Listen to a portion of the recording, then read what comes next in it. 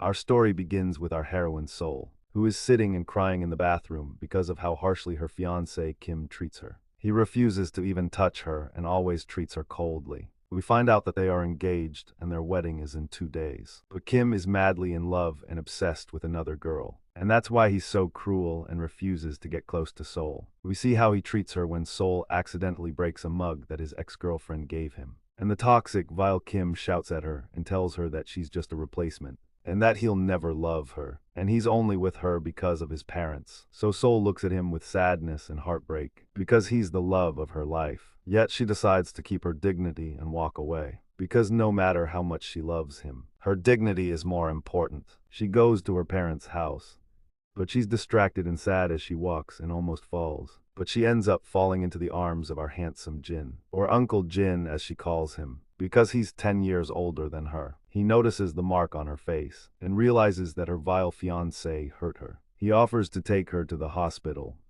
but she tells him she's going to her parents. She meets her family, who keep telling her she shouldn't leave Kim because she's getting older and her chances for marriage are getting slimmer. The usual things parents say that we all know. That of course breaks Sol's heart, and she snaps. She shows them her face and asks if they would accept her marrying someone who hurts her. Her parents go silent. Their silence breaks Sol's heart even more. She leaves them and goes out, sits on the ground like a child, and cries, feeling like she just needs to be loved, to feel that someone cares about her and makes her feel safe. She finds Uncle Jin in front of her, offering her a tissue and asking how she's doing and why she's crying. She tells him what happened between her and her family. Jin looks at her with warmth and tenderness, and his eyes are filled with love and passion for Sol. We find out that Jin is a university professor, and Sol used to be his student, and he has loved her since the first time he saw her. He feels this is the perfect chance to protect the girl he loves. So without hesitation, he asks her to marry him. Sol, overwhelmed, agrees. They decide to meet the next day at the marriage office. Jin shows up, but Sol is late. He starts thinking she changed her mind and gets very upset. But suddenly she appears, and with her appearance, we see the most beautiful smile in the world, Jin's bunny smile. They go through with their secret wedding. They leave together and Jin leans toward our soft girl, and she closes her eyes thinking he's going to kiss her, but instead, he buckles her seatbelt. Then he holds her hand and tells her he wants everything between them to be slow, and that he wants her to move on from her painful past with him by her side, and that he wants her to fall in love with him, and for him to be the only one who owns her heart and soul. Sol feels the warmth in his words and hugs him tightly. Meanwhile, we see Kim, the cold narcissist, telling his friend that Sol can't live without him, that she's his and that she will come back to him no matter what he's done. But while Kim is drowning in his twisted narcissistic thoughts, our handsome Jin is taking Sol shopping and literally buying her everything she wants, telling her just say the word, and your every wish will come true. After they finish, he takes her home so he can go to work. When Sol arrives, she meets her father and mother, who apologize to her for their harsh words. They tell her they love her, that she's their little girl, and that they only want what's best for her. After saying goodbye to her parents, she goes to her friend Vaya, who is very worried because she found out Kim hurt her friend. She hugs her tightly and tells her she has to leave him because he's just a cold and cruel person. Sol shocks her friend by showing her their marriage certificate. At that moment, Jin walks in, and Vire is stunned by his handsomeness and manliness. She turns to her friend and tells her she made the right choice, winks at her and says, "He's a million times better than Kim." Jin approaches them and smiles when he hears her words. Because Vire is a good friend, she takes the ring that Kim gave Sol and goes to meet him. He thinks she's there to beg him to take Sol back. And because he's a narcissist and full of himself, he mocks Sol and says, "If she can't live without me, why is she pretending she has pride?" Vaya gets angry, hands him the ring, and tells him that Sol married a perfect man, not a narcissistic, arrogant child like him. And then she walks away. As soon as Kim realizes Sol is with another man, he goes crazy with jealousy. He says that Sol is his, and it's impossible for her to belong to anyone else, because he's the only one who owns her. And while the cold, rude Kim is drowning in his obsessive, possessive thoughts, our heroine Sol is in bed, extremely shy, because it's her first time sleeping next to Jin. When she hears him coming out of the bathroom, she hides under the blanket,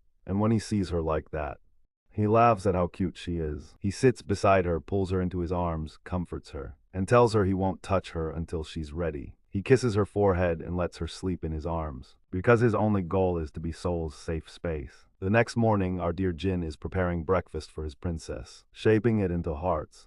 And when he sees her, he smiles warmly. sits her down and feeds her with his own hands. Without meaning to, Sol remembers Kim. How cruel he used to be, and how he never even cared to know what kind of food she liked. She snaps out of her thoughts with Jin's warm words, that he's here for her, that he'll take care of her, and heal every scar in her soul. Then we switch to the cold, rude Kim, who's thinking about Sol and how to make her his again, because he realized that he's over his ex, and now he's fallen for Sol. But we leave behind the narcissistic Kim, who lacks morals and conscience, and return to our handsome Jin, who is sitting in front of Sol, helping her put on her shoes, because he wants to treat her like a princess. And because of that treatment, Kim is erased from Sol's heart in just 5 seconds, literally. She gets up, straightens Jin's suit, and he smiles at her like she's the greatest achievement in his life. He takes her hand and walks her to work, telling her he'll come back to pick her up when she's done. But as soon as she enters her workplace, she finds Kim's parents standing in front of her, begging her to return to their son, saying they'll make him stop being so cold and harsh. But Sol shocks them by telling them she's already married. She asks them to get their crazy son out of her life for good. At that time, the rude Kim is in his office, and all he can think about is Sol. His narcissistic thoughts make him believe that Sol is doing all of this just to get his attention and make him jealous. He can't imagine that Sol is truly moving on without him. Unfortunately, he has fallen in love with her, but it's already too late. And this time, he's fallen for her deeply, because when his ex-girlfriend shows up and tries to get close to him, he rejects her for Sol. He becomes desperate to get her back and make her his, no matter what. But sadly, Kim is a red flag. He's toxic and has deeply affected Sol's spirit. We see that clearly when Sol is at work, taking a photo of her coffee cup to send to Jin. But then she remembers how Kim used to tell her that her photos were childish and silly, that she was immature and boring. She panics from the memory and quickly deletes the messages she sent Jin. But Jin had already seen them. He messages her back saying the coffee photo is beautiful because she took it. He tells her he wants to run away from work right now and take her on a coffee date. Her sadness and fear suddenly turn into joy and comfort. But it doesn't last, because the obsessed Kim appears in front of her, holding their old engagement ring. He tells her he knows she's doing all this to make him jealous, and says she succeeded, he is jealous, and she won't belong to anyone but him because she loves him and only him. But Sol just smirks at his arrogant narcissism and walks away, because she has a date with her perfect husband, Jin. As soon as Jin sees her, he feels something's wrong. So he treats her like a child, buys her ice cream, pulls her into his arms and asks if Kim bothered her. She tells him Kim came to her work, looked like a psycho,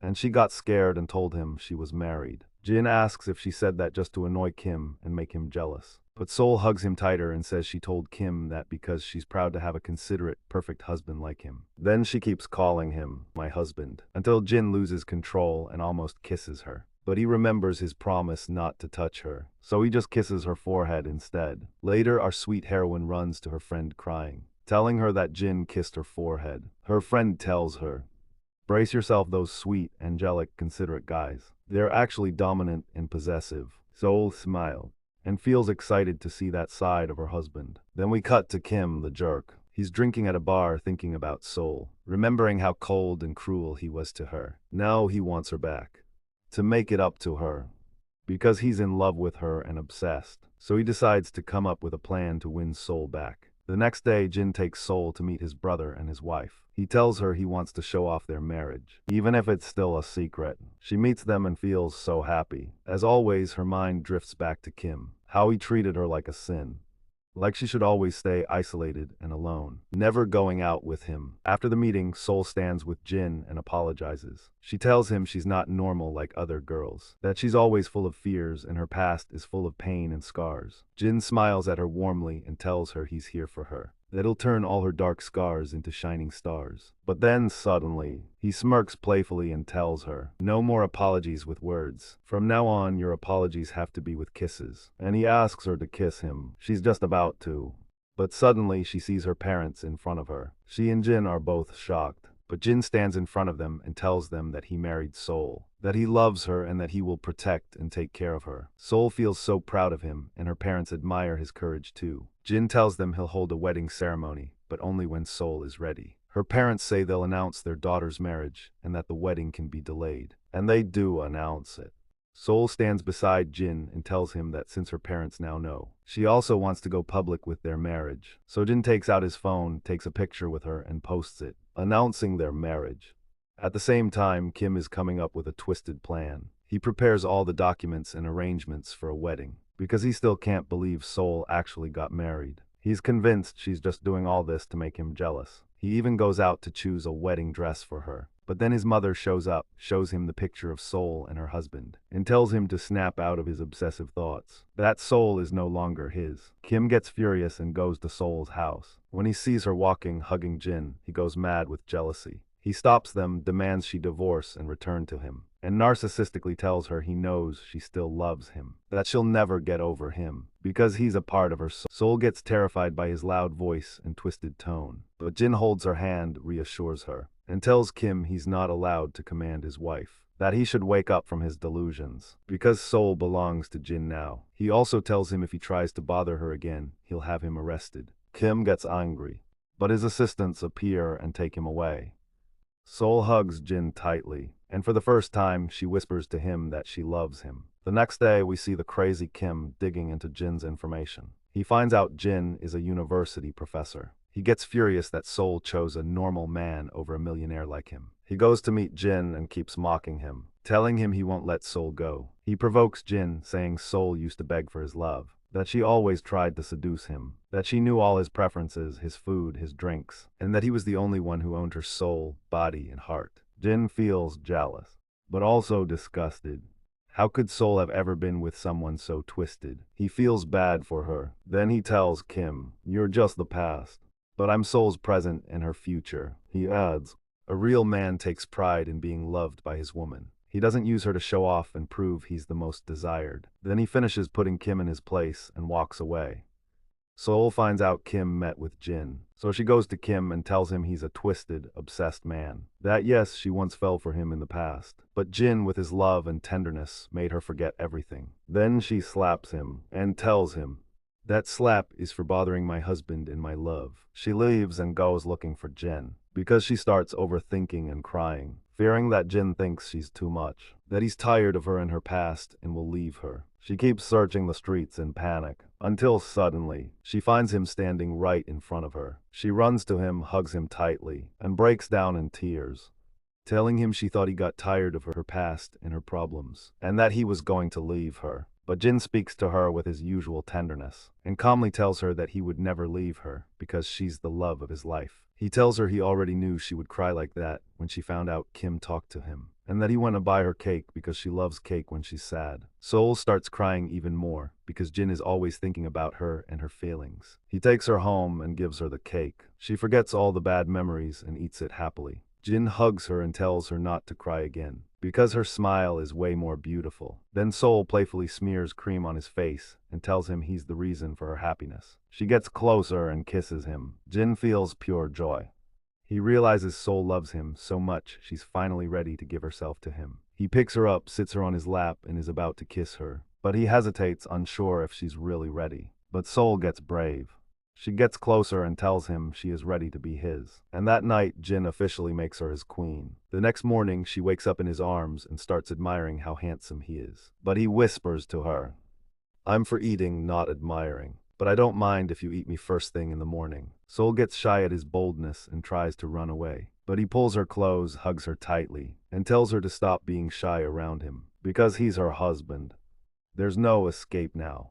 He'll always be her husband and her owner forever, so she better get used to his boldness. The next day we see Sol, now a playful girl, hugging Jin because he was 5 seconds late to work. She pretends to be upset so that Jin will make it up to her. Jin tells her he'll make it up to her his own way. She understands his bold, naughty hint and tries to run, but he pins her in his arms and tells her, "There's no running from me." He promises he'll be gentle and a gentleman this time. So our naive heroine believes him, and ends up crying to her friend Vaya again, telling her how dominant and strong Jin turned out to be. The next day we see Sol at work, feeling super happy, because Jin is taking her on a date. But she suddenly finds Kim in front of her, trying to talk to her and get her back. She throws a cup of water in his face, and tells him to get out of his delusions, that she will never be his again. Before she finishes speaking, her globally handsome Jin appears in front of her, hugs her tightly, checks that she's okay, and threatens Kim that he'll take legal action against him if he shows up again. He takes Sol back to their home, and knowing that she still has fears because of her past relationship,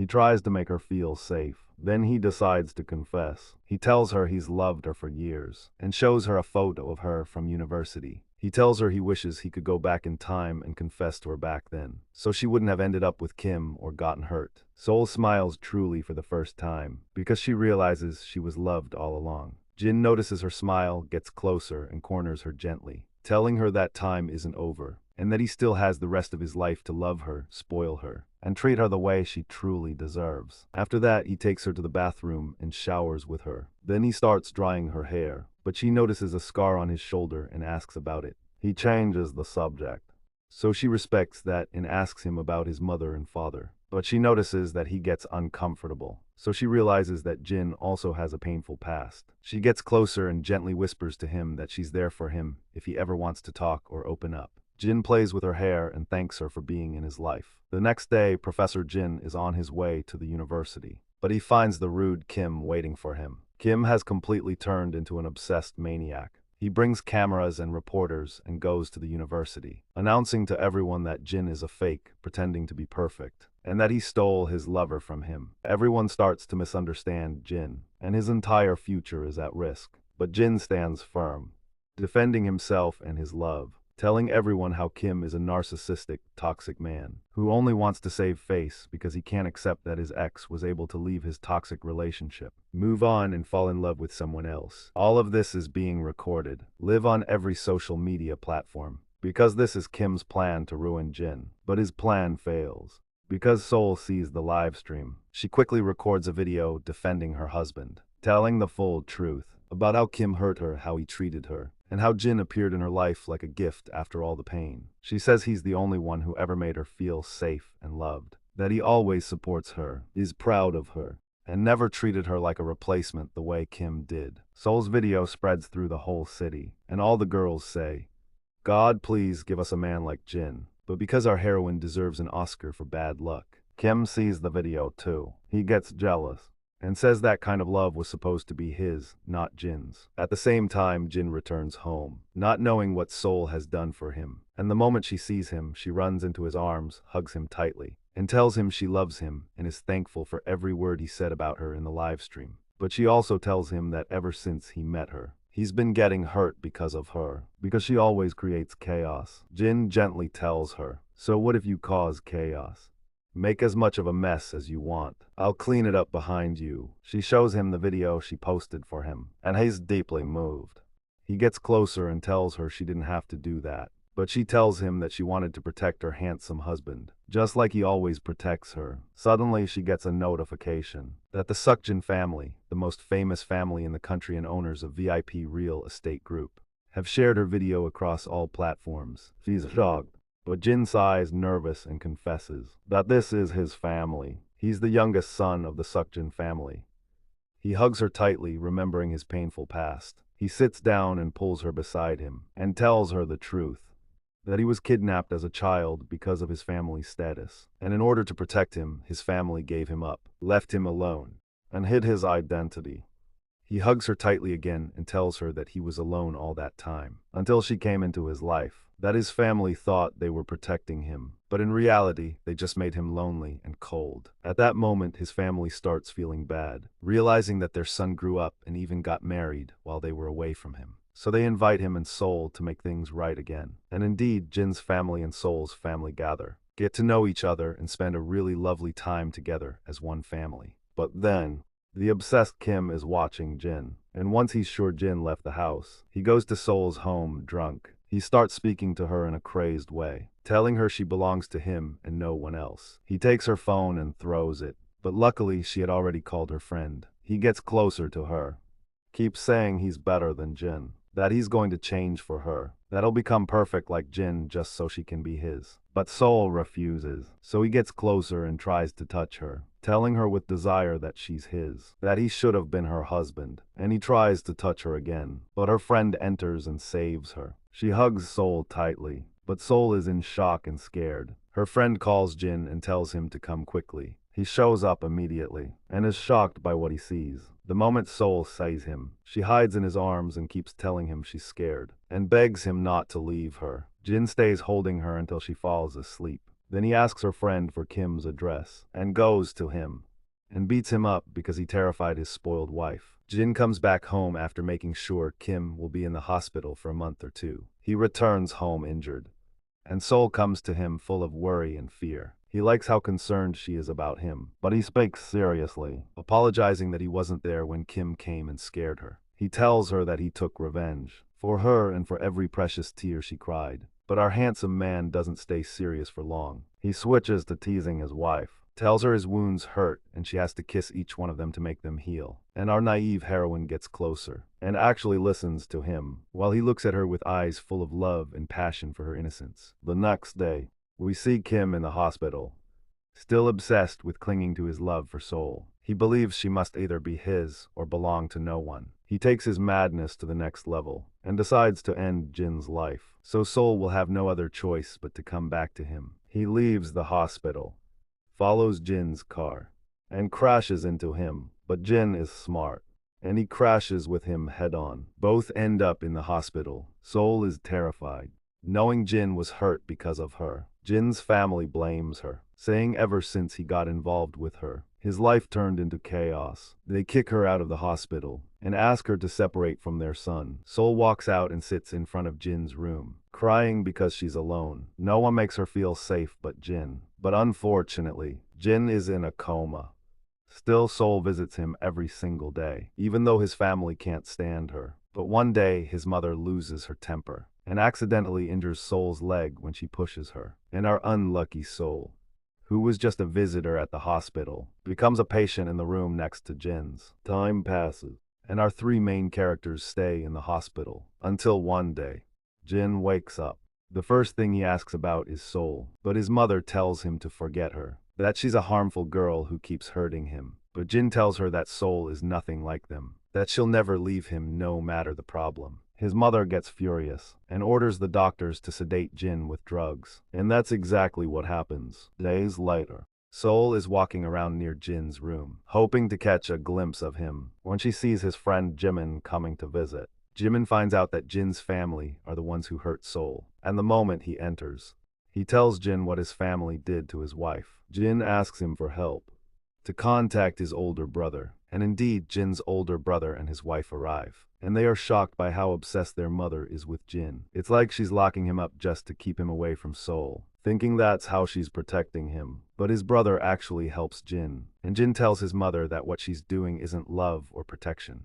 that he didn't resist her or hurt her even though he could, but he respected her because she's his mother. Then he leaves to go check on Sol, but he stops in front of her room and sees her with her. Her friend asks her if she could ever give up on her love for Jin, just because his family doesn't like her. But Sol answers, "If everyone loves me or hates me, it doesn't matter. What matters is that Jin loves me, because he's the only one who matters to me." Jin hears everything, but he doesn't go in even though he misses her. He decides to fix things with his family first, to make sure his wife is loved and safe among them. But still, he can't control how much he misses his little one, so he sneaks in while she's sleeping and sits beside her. The next day, Sol and her friend are in the hospital lounge, and they see Kim, who has also woken up. But he's lost his memory. Still, he feels like there's something that connects him to Sol, so he goes and holds her hand. That's when Jin loses it. He walks up to them, grabs Sol's hand, and pulls her away, telling Kim not to come near them ever again. And Kim, who suddenly turned into an amnesiac angel, is just confused, wondering why these main people are treating him like a villain. We leave behind the rude Kim and return to Jin, who, the moment he enters the room, hugs Sol tightly like the world is ending. He tells her he missed her to the point of madness and asks her to wait for him at their apartment, because he's going to fix everything with his family and make sure she's safe. Sol tells him she'll wait for him forever, and she really leaves the hospital and goes back to their home. She and Jin keep texting each other, like a couple at the beginning of a love story. Meanwhile, Jin is working on a plan to make his family accept his wife. His plan: he fakes being sad and depressed, so his family realizes just how important Sol is in his life. And it works. His mother goes to Sol, apologizes to her, and begs her to come back to Jin. Sol is completely shocked, but she goes to Jin's place, and the moment he sees her, he hugs her so tightly and keeps telling her how much he missed her. But suddenly his expression changes to serious. He tells her he's jealous, very jealous, because he found out she saw Kim. He grabs her hand and tells her, "Go home now, I'll be back in a few hours, to punish you, because I'm jealous." And indeed, Sol returns home feeling super excited. She's sitting with her friend Vaya.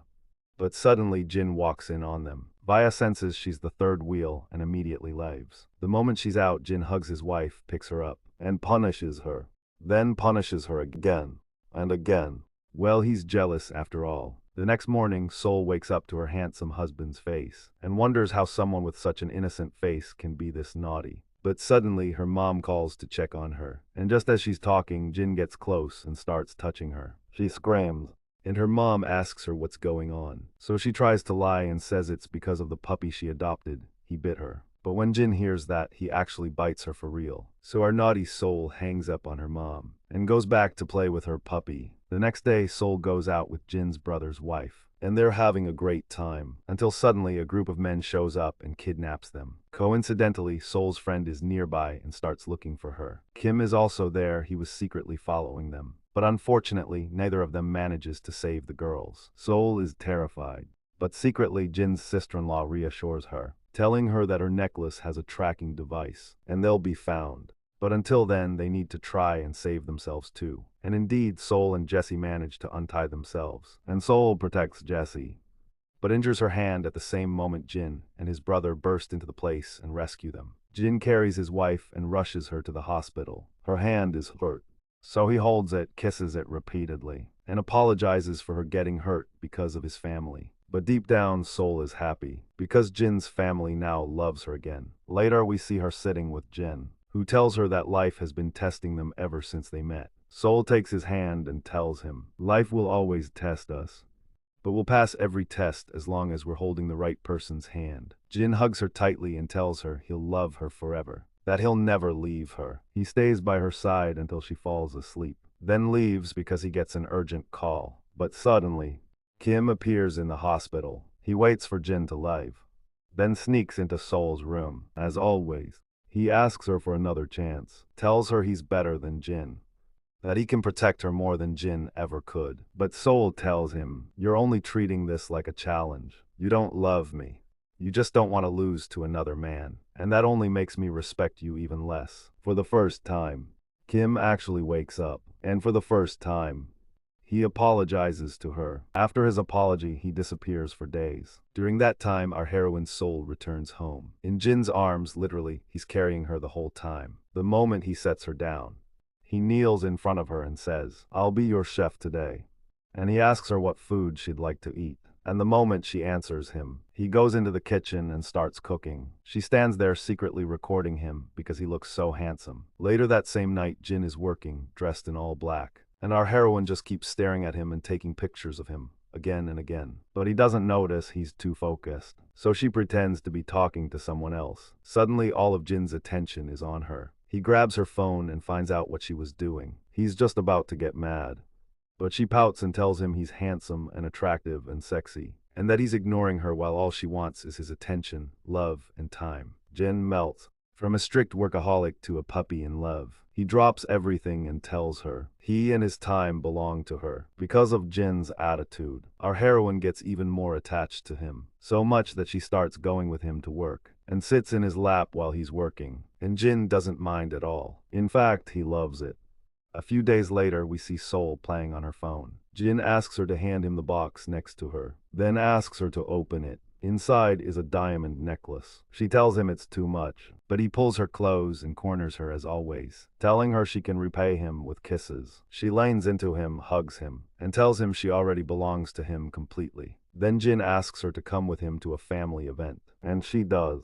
His mother talks to her and apologizes, saying they didn't like her at first because they thought she would take Jin away from them. But now they've accepted the fact that Jin loves her. Time passes at the party. Sol keeps drinking from excitement, until she ends up barely conscious in Jin's arms, and keeps telling him how handsome he is. So he hugs her and tells her he wants to spend the rest of his life with her. He tells her the time has finally come to give her the wedding she deserves. She agrees, and tells him she wants a big wedding and a beautiful dress. And so, they begin the wedding preparations. One day while walking with Jin, Sol tells him, "Why didn't you ever propose to me in a romantic way? Or do you only know how to be bold and naughty?" Jin smiles and waits for her to go upstairs. Then he calls her, tells her to go out to the balcony and look down. She finds flowers on the ground spelling out, "Will you be mine forever?" He whispers to her that he loves her. She's stunned and keeps telling him she loves him too, that she'll be his forever. And that's where we stop interfering in their lives, because our story ends on the wedding day of our two lovers. Her bridesmaids want to give Jin some tests, or else they'll reject the wedding. But Jin tells them, "Your friend is already mine."